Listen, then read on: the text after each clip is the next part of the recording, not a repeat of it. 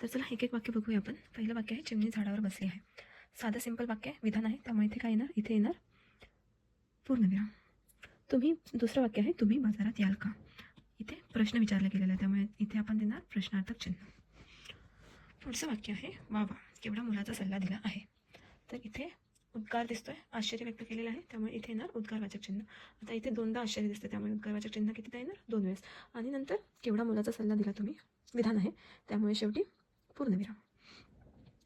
पुढचं वाक्य आहे आम्ही गावाला जाणार होतो पण गाडी बंद झाली. आम्ही गावाला जाणार होतो हे एक वाक्य झालं आणि गाडी बंद झाली हे दुसरं वाक्य झालं, त्यामुळे इथे येणार आपला अर्धविराम. अर्धवाक्य पूर्ण झालं एक, त्याला जोडून आपलं पुढचं वाक्य. पुढचं वाक्य आहे माणसाच्या मूलभूत गरजा पुढीलप्रमाणे, आणि इथे पुढे आपल्याला गरजा दिलेल्या आहेत, म्हणजे हे काय झालं, इथे येणार अपूर्णविराम. काय येणार, अपूर्णविराम.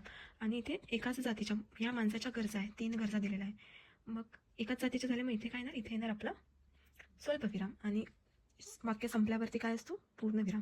तर अशा प्रकारे आपले 6 विरामचिन्हे आपण पूर्ण केलेले आहेत. Thank you so much for watching.